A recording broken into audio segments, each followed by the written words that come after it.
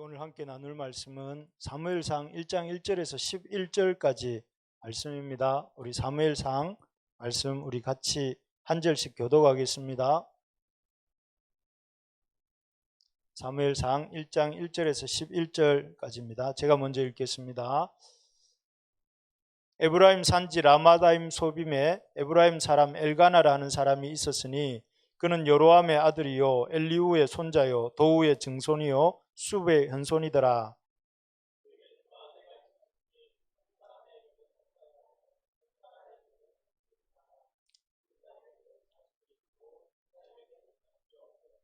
이 사람이 매년 자기 성읍에서 나와서 실로에 올라가서 만군의 여호와께 예배하며 제사를 드렸는데 엘리의 두 아들 홈니와 비느하스가 여호와의 제사장으로 거기에 있었더라.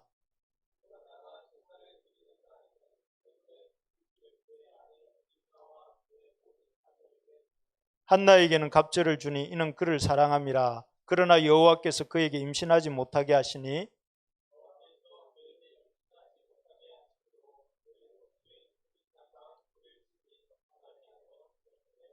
매년 한나가 여호와의 집에 올라갈 때마다 남편이 그같이 하매 분인나가 그를 격분시키므로 그가 울고 먹지 아니하니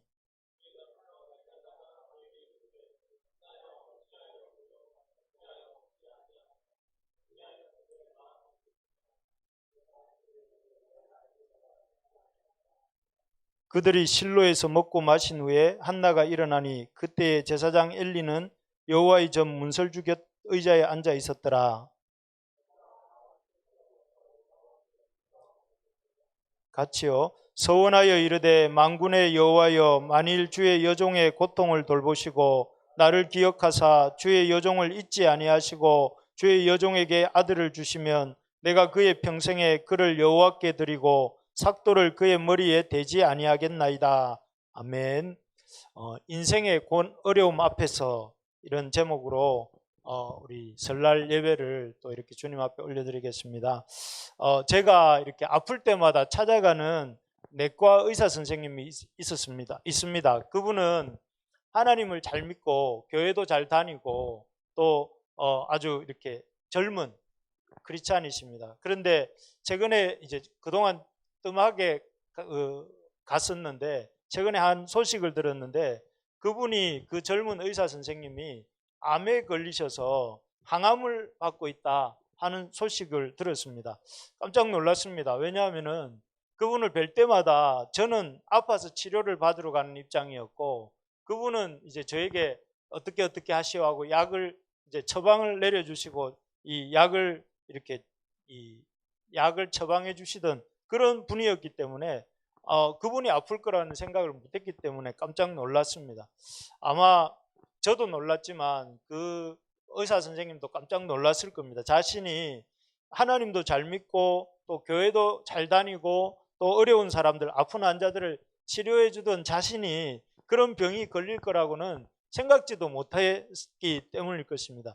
사실 우리는 이런 생각하지 않습니까? 하나님 잘 믿고 교회 잘 다니고 술 담배도 안 하고 뭐 또 그렇게 하면 이 모든 것이 문제가 없을 것 같고 또 문제가 없어야 된다. 예수님을 그렇게 잘 믿고 교회 잘 다니고 그러면은 어려움이 없을 거라고 생각을 합니다. 그런데 그렇습니까?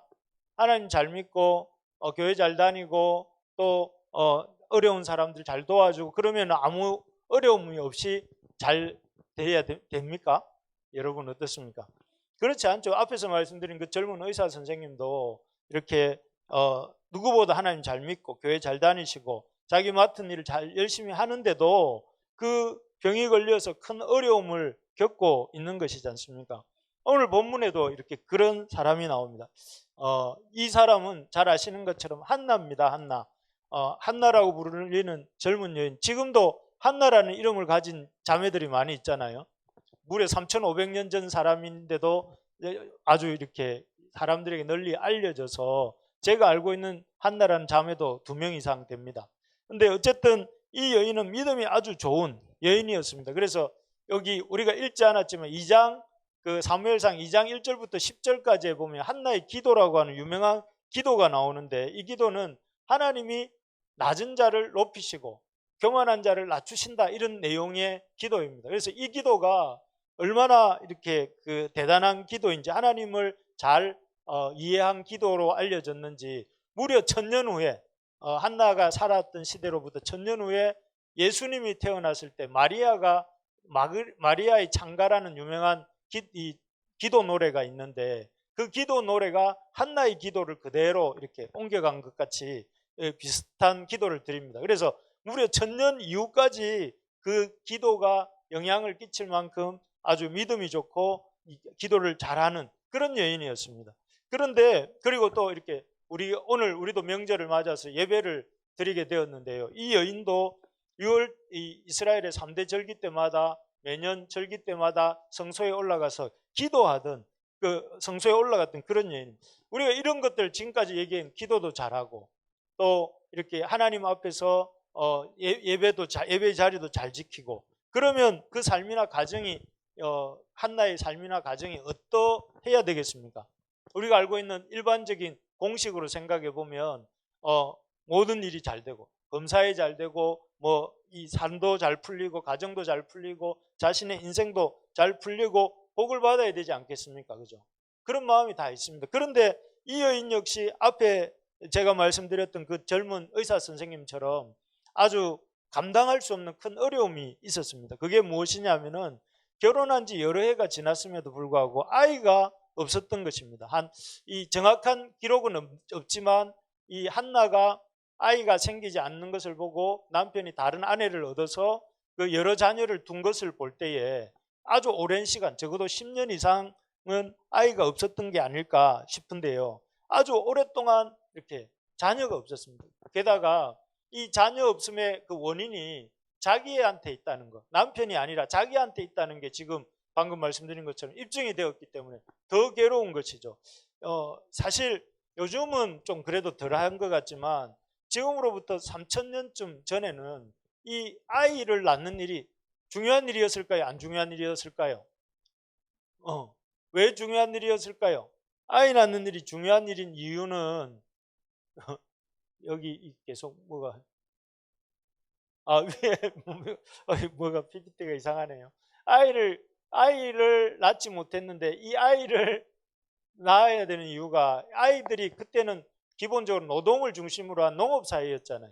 농업 사회에서는 제일 중요한 게 그 노동력인데, 노동력을 이렇게 만들어내는 일이 출산이었거든요. 그렇기 때문에 아이를 낳는 것은 단순하게 아이를 낳는 것이 아니라 집안을 일구고 가정 경제를 세워가는 일이었기 때문에 아주 중요한 일이었습니다. 게다가 이 아이들은 오늘날처럼 이렇게 국가가 우리가 나이 들었을 때 노후를 보장해 주는 게 아니고, 자녀들이 그 부모의 노후를 이렇게 책임졌기 때문에 아주 이 자녀라는 존재는 우리가 생각하는 것처럼 자녀 없으면 그냥 부부끼리 재밌게 살면 되지가 아니고, 자녀가 없으면 경제적인 것도 힘들어지고, 또 자녀가 없으면 이 노후도 없는 그런 아주 이렇게 걱정스러운 그런 상황에 놓이게 됩니다. 그래서 여성에게 있어서 아이 놓는 일은 지금하고는 비할 바 없이 중요한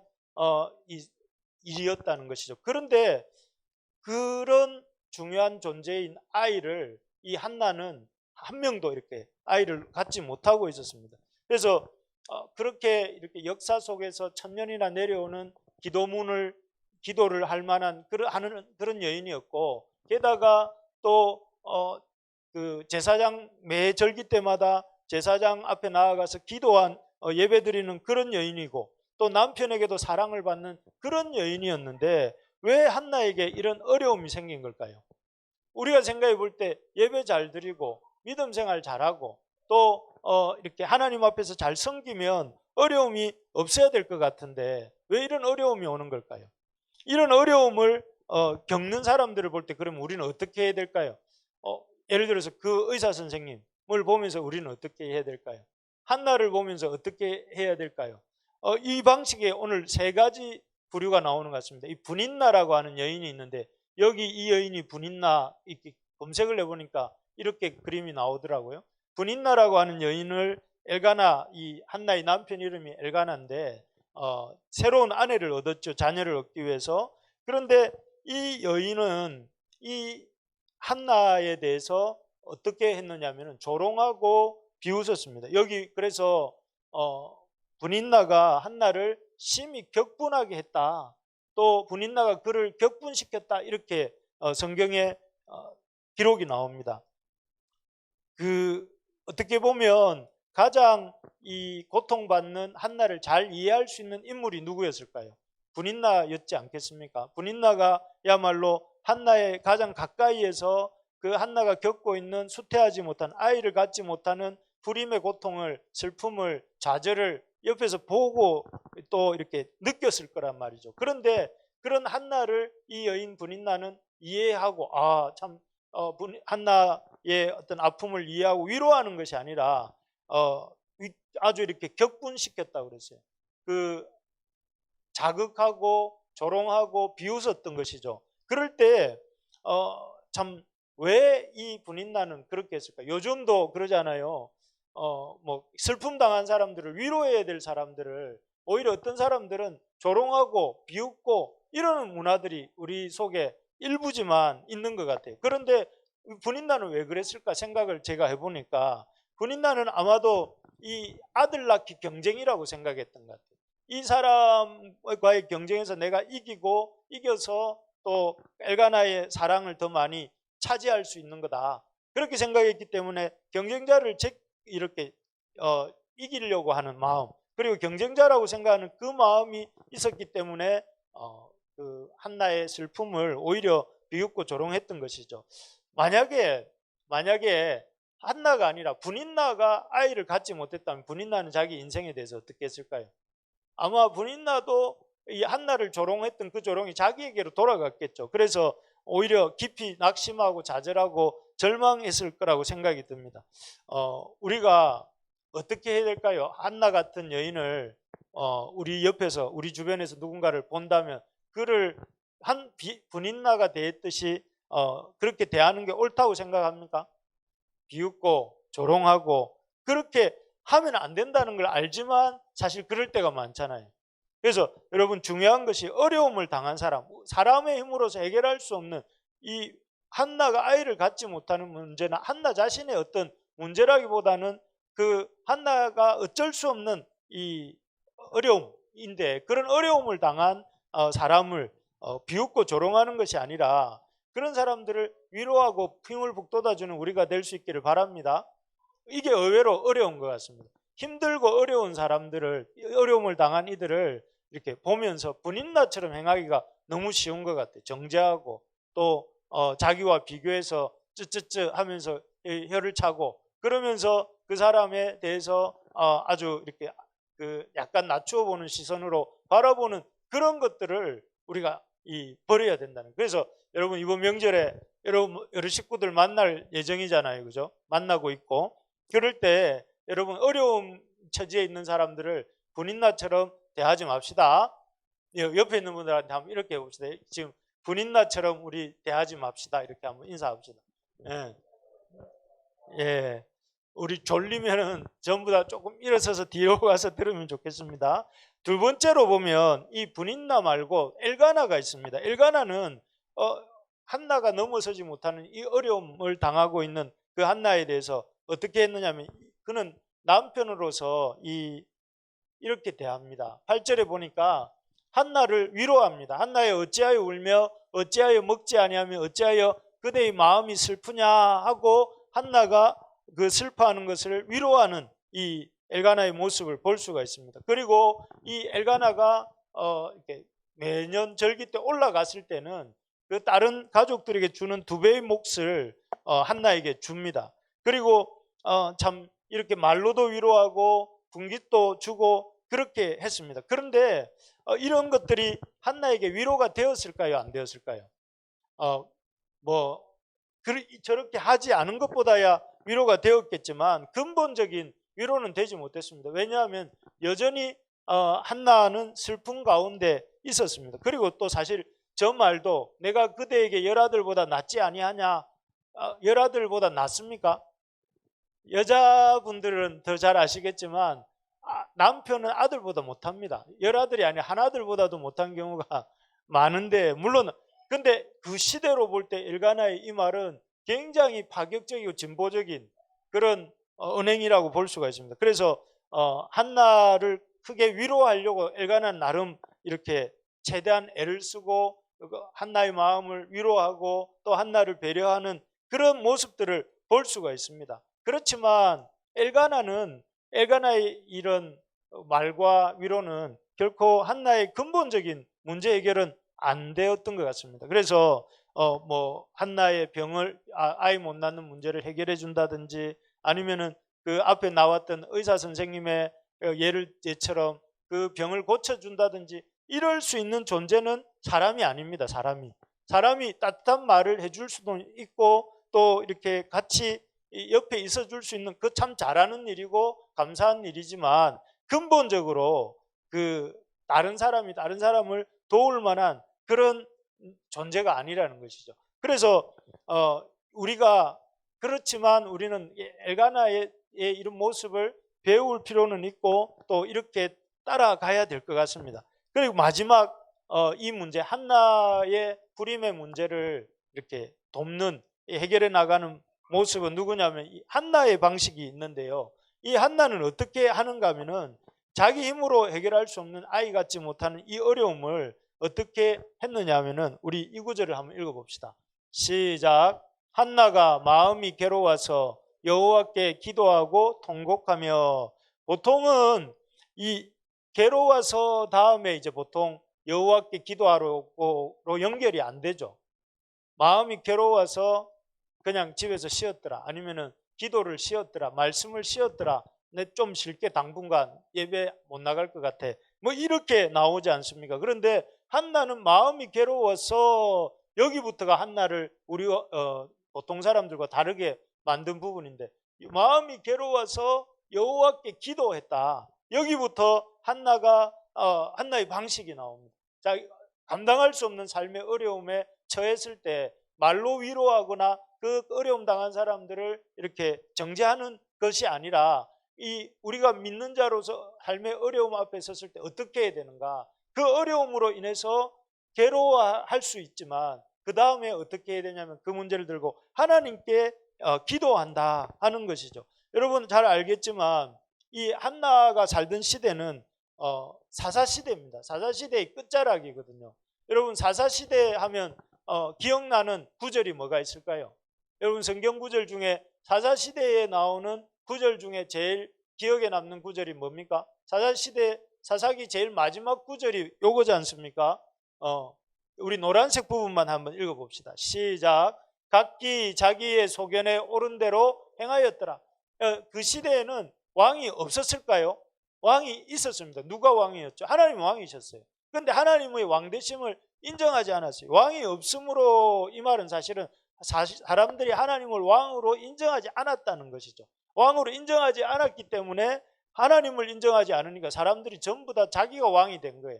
그래서 자기 소견에 옳은 대로 행하던 시대가 사사시대였습니다. 그 시대적 배경을 염두에 두고 하나님의 자기들을 애굽에서 구원해내시고 또 자기들의 그 보호자가 되셔서 먹이시고 입히시고 가나안 땅까지 이렇게 이끌어 오신 그 하나님을 인정하지 않고 자기 소견에 옳은 대로 이렇게 행세하면서 살아가던 그런 사사시대의 배경을 염두에 두고 앞에 읽었던 이 구절들을 다시 한번 보면, 한나가 마음에 괴로워서 여호와께 기도했다, 이게 그냥 보통 말이 아니구나, 도들새김 글씨로 이렇게 탁 와닿죠. 어떻게 여호와께 기도할 생각을 했을까? 한나가 이 상황 속에서 기도할 수 없을 것 같은 그 상황 속에서 하나님 앞에 그 도저히 해결되지 않는, 여러 해 동안 기도했지만 도무지 자녀가 생기지 않는 그 문제를 들고 하나님께 나와서 기도하려고 마음을 먹었을까요? 이것이 신앙이죠. 이것이 신앙. 신앙은 뭐냐?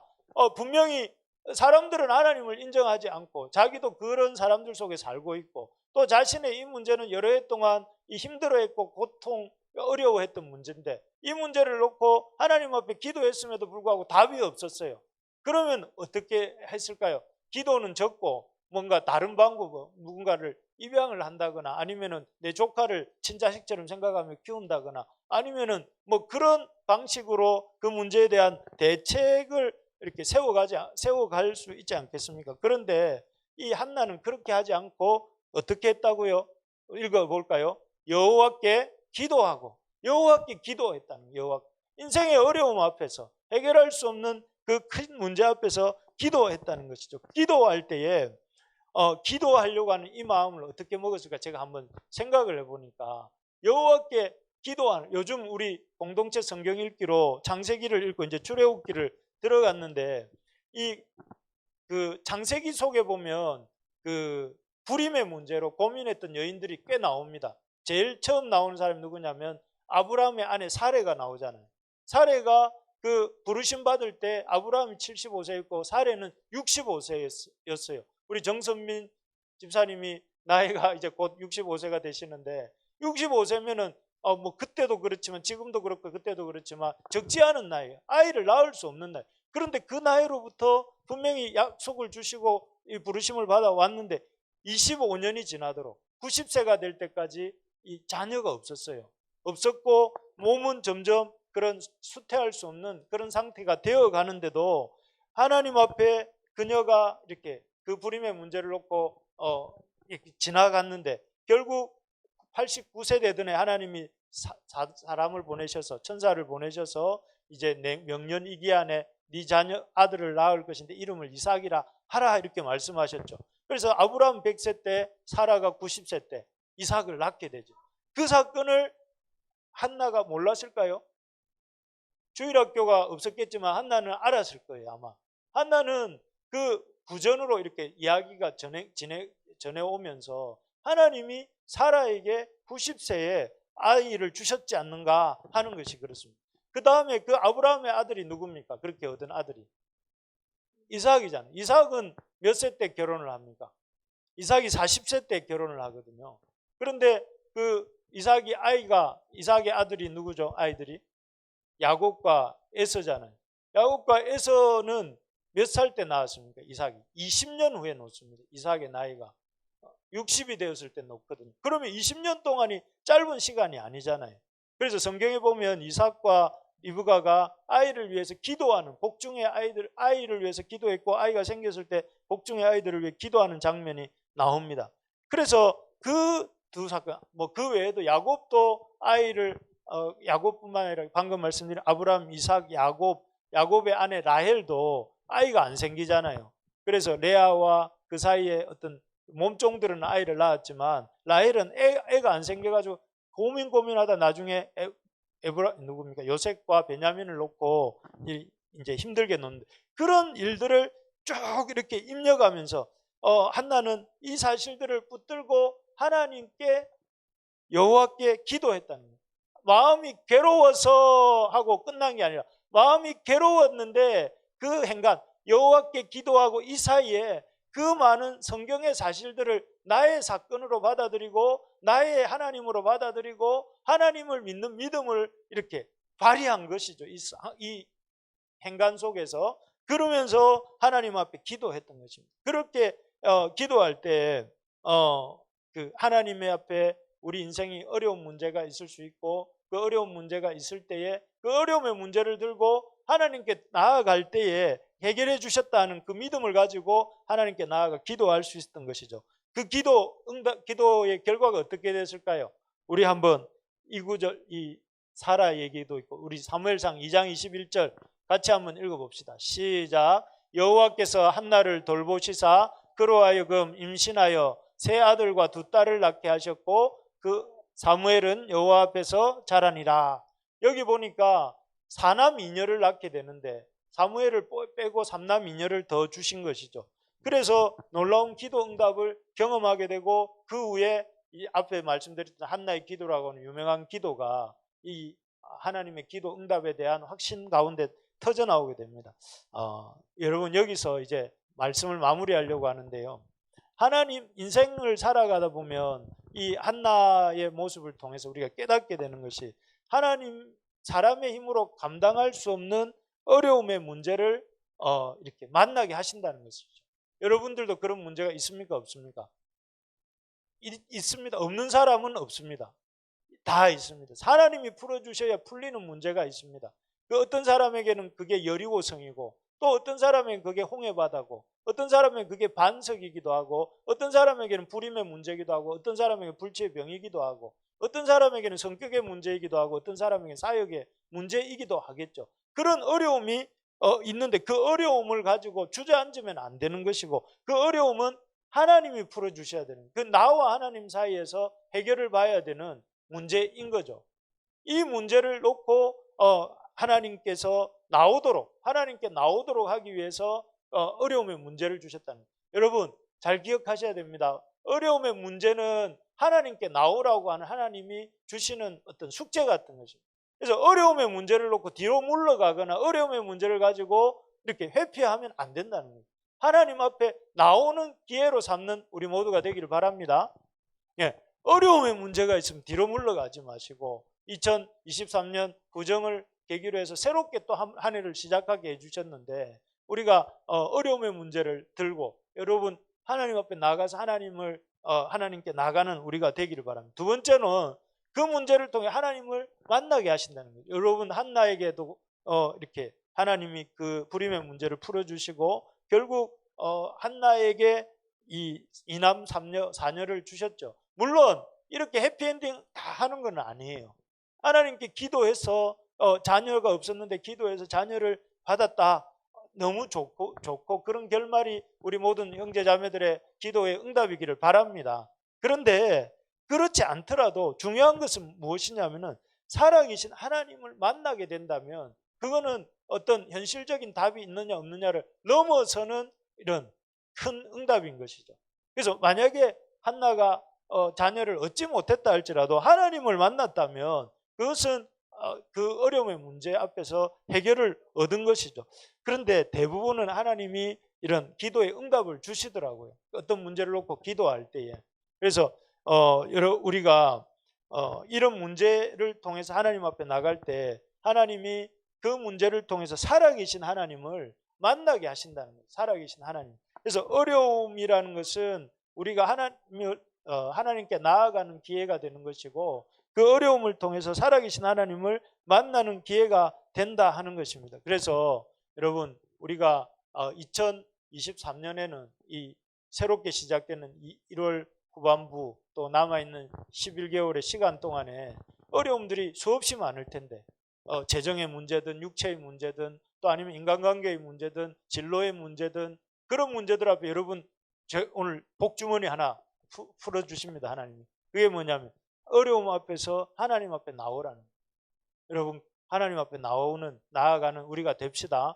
그래서 말씀은 우리 교회 식구들이 열심히 요즘 읽고 있는 것 같아요. 그런데 말씀을 읽는 것에 그치지 말고 그 말씀을 붙들고 꼭꼭 씹어가지고 삼켜야 되는데 그게 뭐냐면 기도하는 시간입니다. 그래서 여러분 새벽마다 또 나오셔서 우리 열심히 같이 기도합시다. 기도하고 또 새벽에 못 나오면 또 여러분 개인적인 기도 시간을 정해놓고 꼭 기도하는 우리 모두가 되기를 소망합니다. 그래서 새해에는 한나처럼 기도 응답을 받는 저와 여러분들 다 되셔서 그런 우리의 기도가 한나의 기도처럼 선한 영향력을 끼치고 또 하나님 앞에 영광이 되는 그런 우리의 삶이 되고 또 우리의 기도가 되기를 우리 주님의 이름으로 축원합니다.